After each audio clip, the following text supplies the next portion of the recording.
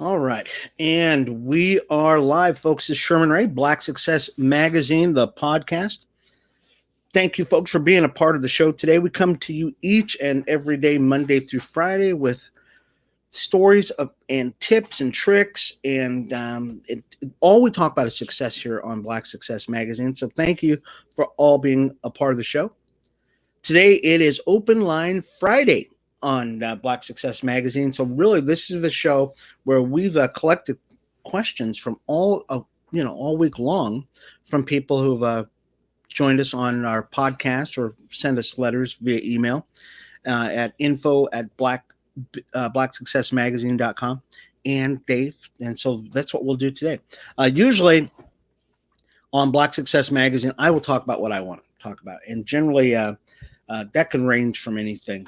But today on Friday, this Open Line Friday, it's really about you. If you are joining us on one of our platforms, you're either on YouTube or you're on Facebook, definitely the chat room is open. So I'm going to open that up right now and make sure. I think so. I'll make sure that I actually open up the comments. So if you've got a comment you would like to talk about something, let me know, and I'll actually be able to see it and everything else. So let me be sure here. For those of you, this might be your first time checking us out on Black Success Magazine.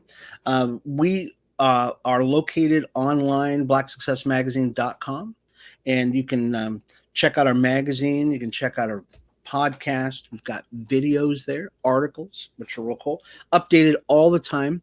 And so, just a myriad of things that we're doing on the show. And let's make sure we do that because we don't want any sound on here. So you can go to our website at blacksuccessmagazine.com and check out a lot of stuff. We're on Instagram, Twitter, we're on YouTube, Facebook, of course. And that's all we talk about is success all day long. We'd also like to let you know there's a real cool show that I was on for the pilot, and I could say we actually had a little bit of a hand in the making of this new show, and it's called Las Vegas Speaks. So we'll be talking more and more about that as the time goes on. So let's go on to some of the questions for Black Success Magazine. This is Open Line Friday. So the first question was, and this one's coming from Monique, and I guess Monique is here in Las Vegas. For those of you who don't know, we're based out of Las Vegas, and Monique has a question. Her question is, how do you get your inspiration for your podcasts? And I guess, this is a pretty cool question because I get my inspiration for everything out of life experience. I really do. For those of you who know me or have been a part of, have known me for any length of time, know I grew up here in Las Vegas. I was an entertainer for a number of years and went into ministry for a number of years also. Learned a lot about John Maxwell, leadership principles, product development, that kind of stuff. And did a lot of consulting, a lot of counseling, that kind of stuff for many years in church. So some people say, man, you don't get anything out of church. Oh yeah, you do. I mean, it really sets the framework for who you are as a person. So then I went into business for myself. My wife and I went into business. We started a small interior design firm, and then we went into owning a restaurant a couple of years later. And in between that time, we ran a small networking group, about 200 people. And I really cut my teeth on that. I really did. We were a part of that networking group for about 5 years, where we ran a networking group for about 5 years. It was eye-opening because you learn a lot about business. You learn a lot about people's where they're at in business, their ideas, and because we led the group, we had to be the ones that were, we had to be the people that were ahead of our other business owners. Not that we were better than anybody else, but we actually had to set the tone for our business owners. So a lot of what I do for podcasting really comes out of my life experience with working with business owners for many, many years. I mean, this was, we started that group 2008, something like that. That was right before Facebook even started, I think. And we cut our teeth on John Maxwell. We cut our teeth on the Bible. We cut our teeth on Seth Godin, Malcolm Gladwell, guys like that, Tony Robbins, all that stuff. So when I come and I'm thinking about a podcast and I'm thinking about a topic, I'm thinking, what do business owners need? Because I've been there. That's I mean, I ran a restaurant for 7 years, and during that 7 years of running a restaurant, I learned how to get that thing from the ground up, motivating people, sales, marketing, all that stuff. So when I talk about podcasts, I really think about my own life experience, what I've been, and what I think would really help business owners today to be successful. So thank you for that question, Monique. I really appreciate that. As we were talking about, Black Success Magazine is online. And so if you'd like to check out our magazine, just go to our website, which is blacksuccessmagazine.com. And you can check out our magazine because it's right there. We're actually working on our March edition already and looking really forward to that. Really looking forward to that because so many things have happened in the last couple of months. Even since the time we put out our first magazine, so many things have happened, and we're going to be putting those things in there. I think a lot of innovations have happened, but I won't give them away at this point. And we've done so much. We provide so much information as a part of Black Success Magazine. I'm the president of the Black Business Chamber here in Las Vegas, Nevada. And so a lot of people that we've dealt with and a lot of people we've experienced are going to be in this upcoming issue. I think it's going to really encourage people to be a part of the magazine, to see the Marches magazine. So if you'd like to, wow, something's on my glasses. If you would like to subscribe to the magazine, it's a free subscription. Just send me an email at blacksuccessmagazine.com. That's info@blacksuccessmagazine.com. And we will send it to you. We can actually even get you on our newsletter, which we send out on a weekly basis. We just sent that out yesterday. Hopefully you got some good information out of that. And I know you did, because, you'll get videos on there. You'll get articles. You'll get some of our podcasts, that kind of stuff, if you missed any of our podcasts. So I think you'll enjoy it. Let's, as we were saying, this is Open Line Friday. If you have any questions you'd like to ask and you're a part of one of our platforms, just go ahead and add it in there. I think you can actually do it on YouTube also. I'll make sure that you can do that on YouTube too. And so our next question comes from Atlanta, the ATL. Tasha says, how do you get experience in talking about self-motivation principles? Or how did you get experience in talking about self-motivation principles? And really, I think it goes back to life experience. It really did. So let me tell you something. This is very interesting. The first time I ever spoke publicly was I had a pastor. This was years ago. My wife was helping a pastor launch a church. And so this is one of these little churches, that has like 3 or 4 guys and like 50 kids and a couple of ladies in it. And this pastor asked me, he says, hey, so I came to the church to help my wife out. I really wasn't going to go to the church, but because we already had a home church and was already working on it. And this pastor, so in old churches, Church of God in Christ, those kind of churches, they have the people who they're honoring sit up front. Big chairs, it looked like big king chairs and stuff like that. And since there was only like 2 or 3 guys in the whole church, I was one of the guys that got to sit up front. So the pastor, forgot his name. I'll remember it. But he had me sit up front. And then he was saying and he's, talking to the congregation and stuff like that. And he says to me, he says, he goes, well, we have a visiting pastor here in church. So he's looking out at the congregation. I'm sitting in the back and I'm talking with one of the other guys that's at the church. And he goes, well, we've got got a visiting pastor here. And he turns around to me and he's got this big Bible. One of those big Baptist Bibles, right? About that thick, 2, 3, 4 inches thick, big, probably weighed about 30 pounds of Bible, right? Big Bible. And he says, goes, Brother Ray, you're a man of God, aren't you? And I go, yeah, sure. I'm a man of God. I mean, yeah, I'm sitting up here in front, aren't I? And he says, so he opens up the Bible and he goes, well, can you do me about 4 to 5 minutes? And kind of goes over the pages, flipping through the pages. And he goes, oh, yeah, something out of Matthew or something like that. And he hands me the Bible. And I go, what did he say? Because I couldn't hear him, He's just, he kind of mumbled a little bit. And he says, and he turns around to the congregation and he goes, folks, we've got this visiting pastor. Visiting pastors come here to church and he's going to bring the word. And I go, wow, I didn't even know we had a pastor coming here from, a visiting pastor. I didn't see one. And I'm thinking to myself, he's talking about me. Oh my gosh. Because he's building, how pastors build things up. They build them up. Got this visiting pastor, Brother Ray, come on. And he turns around and points at me and everybody looks at me. You ever see a whole group of people just kind of lurch forward? Like, all right, here he comes. He's bringing the word.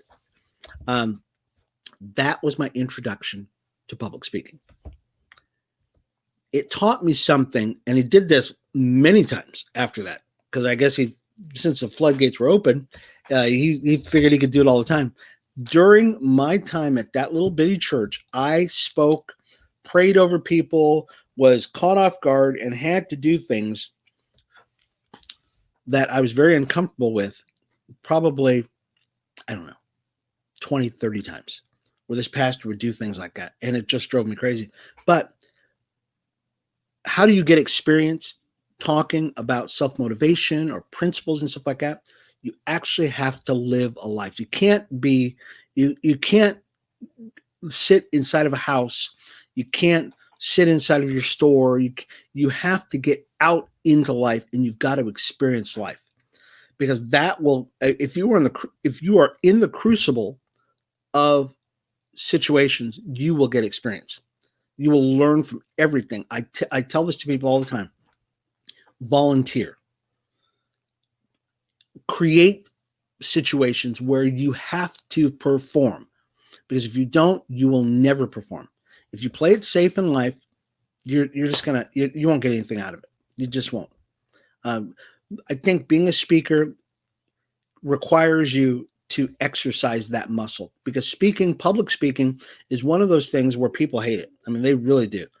They say that there's only a couple of things that really get people so that they, it just gets them all skitterish. Public speaking is like number one, but it is in business and in life, it is the most important thing for you as a business owner, or for you as a motivational speaker, or somebody who wants to speak in the lives of people. You've got to exercise this muscle of public speaking. So we encourage people, go to like Toastmasters. I know the Black Business Chamber has a group called Next Generation Talkers. Go to, and even if it's not that in Las Vegas, in your town, Tasha in Atlanta, if you've got a Toastmasters, go to it. Get used to speaking in public, because if you don't, it will be harder. It's just something that you learn over the years. I can, at the drop of a hat, just start speaking on whatever. It doesn't really matter what it is. I'm just a talker. But I didn't start out that way. I learned over years of experience. Okay, let's go on to the next one. Who is your favorite motivational or self-help author and why? And this is from Barry, and he's in Oakland. So who's my favorite motivational speaker or self-help author? John Maxwell is probably my favorite. Thank you for the question, Barry. John Maxwell by far is my favorite. He is the one who's probably spoken into my life the most. I have probably every book that John Maxwell ever put out, at least his first 15 years, I would say. because I cut my teeth on John Maxwell. So he's probably my favorite. He's a Fortune 500 motivational speaker and um, leadership development teacher. So he's probably the next one. Next one would be Malcolm Gladwell. Malcolm Gladwell is from Jamaica, so he's a Jamaican guy, and I'm a Jamaican, so I love Malcolm Gladwell. I've got several of his books on my shelf here. Tim Sanders, who is also just a not only is Tim Sanders a great writer, he's a good friend.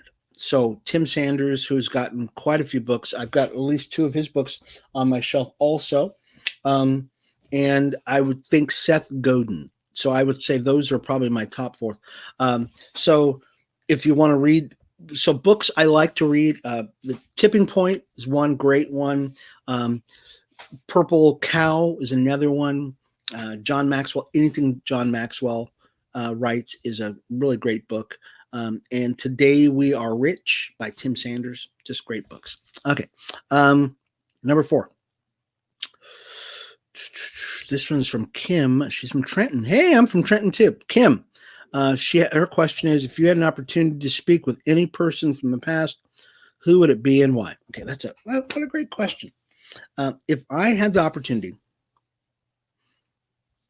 to speak with anybody from the past, other than Jesus himself, I guess you would probably say, because that would probably be the only person I'd really want to speak to from the past.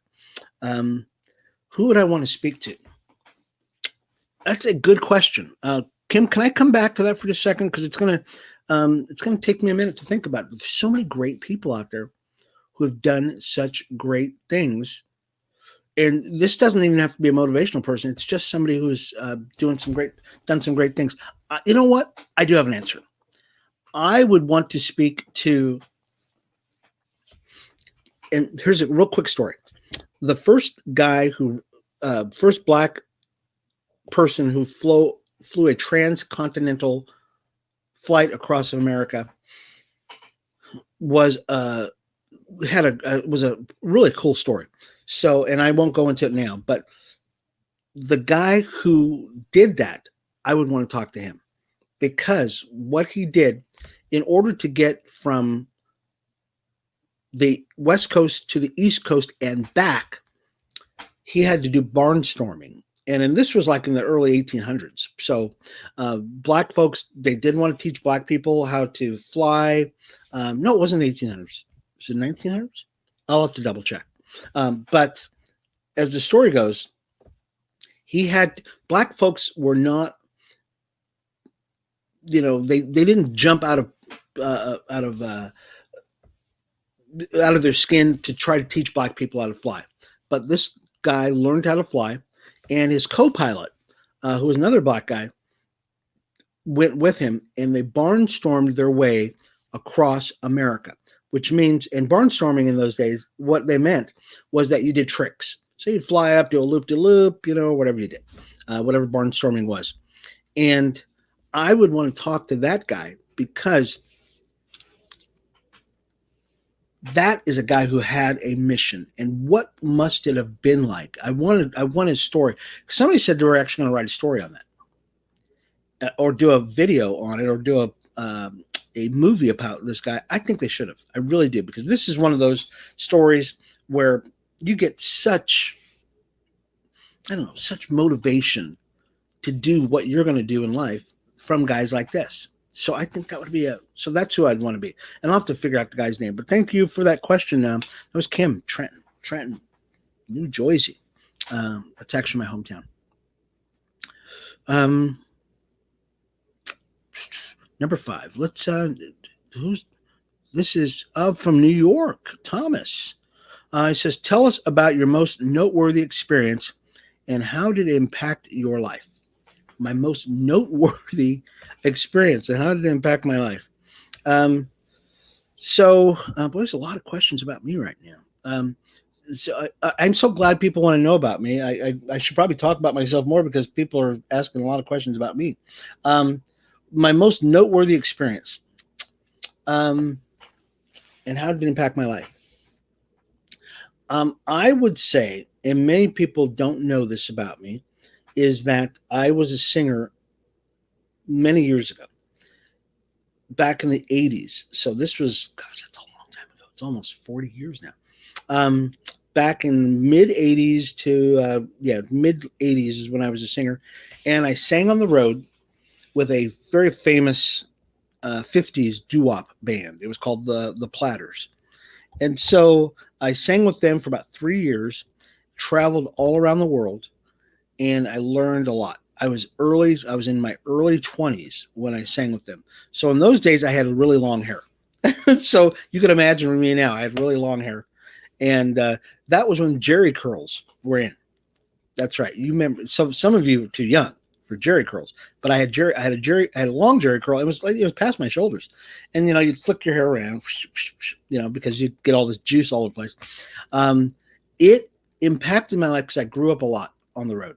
I learned that there are a lot of things out there, that there's a lot of life to experience. The more you experience in life, the better off you are. I've traveled every continent on the planet save Africa, Australia, New Zealand, Europe, Asia, Hawaii, all the places. I've been all over America, of course, and in Canada. I've not been in South America. I mean, I've been to this side of very close to the American border, but I've really never been down to Brazil or something like that. I'd love to go to Brazil. But the reason why I say this is because the more experience you have, the more travel you have, the more it opens your eyes to the way people live.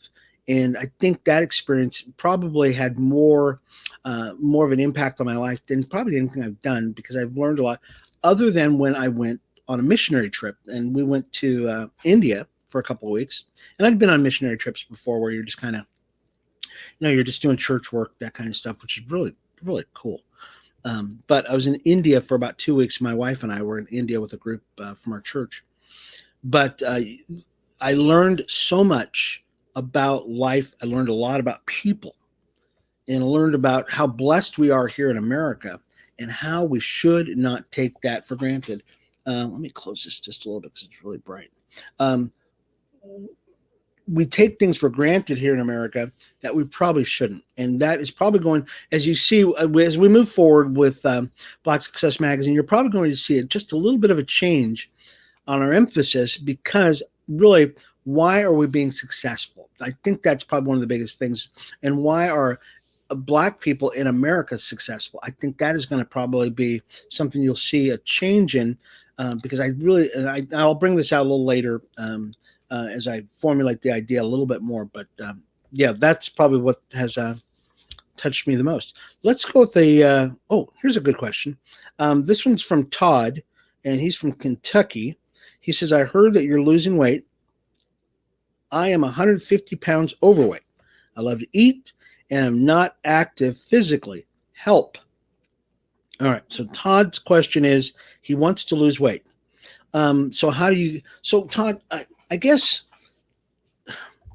thank you for the question, Todd. And here's what I would suggest to you, Todd, is that you prepare yourself right now for what you're going to do. Whatever amount of weight that you decide you want to lose, prepare yourself now and say, okay, I have a goal for what I want to lose. Okay. Set a goal and then begin to formulate a plan to lose that goal. So what's going to happen, many of you see me drinking coffee a lot in the morning, and you see my cup. So my cup has got a really cool emblem. My wife just bought me this cup like a week ago, which is just so I think of that cup. I used to drink coffee with a cup or a teaspoon and a half of sugar and then heavy cream. Well, I would have 3 or 4 of these a day. And I don't know if you know this, but the amount of calories in 1 teaspoon of sugar, and then the amount of calories in just a teaspoon or tablespoon of heavy whipping cream is almost like your entire daily diet. I mean, there's a lot. I didn't realize how much it was. So I had to change the way I drink my coffee so that I'm not just throwing sugar down my head. So you really, so Todd, is that Todd? Yeah, Todd. Look at what you're consuming, because it doesn't take a lot. It really does not take a lot for you to lose weight. I lost 5 pounds my first week, no, 6 pounds, my first week of my diet, because I'm going to lose 40 pounds this year. All you have to do is begin to look at what you're eating first, and then make a small tweak in what you're doing. You say you're not active, you're going to have to get active, because I ride a bike pretty much every day. I haven't ridden in the last 2 days, as a matter of fact, just because I felt a little bit of tweak in my knee, and I don't want to screw my knee up. But you're going to have to get active too. So set a goal of how much you want to lose. Start looking at what you're eating, because you need to start cutting out some of the things that are really just killing you. Some of them are going to be sugars. I mean, sugar, if you can just cut sugar out of your diet, I'm telling you right now, you're going to lose the weight. And you'd be surprised what has sugar in it. And we all have a sweet tooth, right? But you've got to understand, those sugars that we have and we consume, they're killing us. COVID has probably taught us as a people that we need to look at what we're eating. I mean, there's just no ifs, ands, or buts about it. We as a people, we're talking about black folks here, is that, or as Americans, I mean, I think just as Americans in general, we eat a lot of food that is just bad for us. A lot of the commercials you see that goes, ooh, go ahead and eat that mac and cheese. Yay.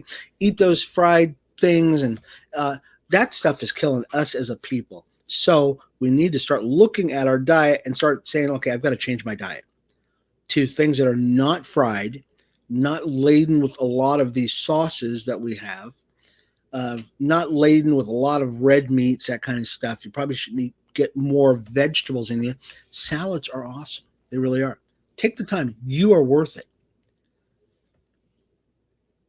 And then start just a sensible eating activity, increase your activity plan in your life, and you will start to see success. I'm going to write an article, and I'm going to remind myself right now about that, on healthy living, healthy lifestyle right now, because I think this is something for that we need to address, especially in 2021 moving forward. So thank you, Todd. I really appreciate that question. All right. So, folks, want to remind you once again that Black Success Magazine is out. It's on our website. Just go to our website at blacksuccessmagazine.com. If you've got a question you'd like to ask me, or you'd like to submit an article, you want to, be an advertiser for our magazine coming up in for March, send me an email, info@blacksuccessmagazine.com, and we'll get back with you. Really appreciate that. We'll be back again Monday with another show for Black Success Magazine, 8:30 to 9 o'clock. And you can actually get these podcasts on Apple Podcasts. Just say something to Siri and go, say, Siri, I want to hear Black Success Magazine, the podcast, and Siri will actually bring it up. So it's pretty cool. This has been Sherman Wright, Black Success Magazine, the podcast. We will see you again Monday, 8:30 Pacific Standard Time. Bye-bye.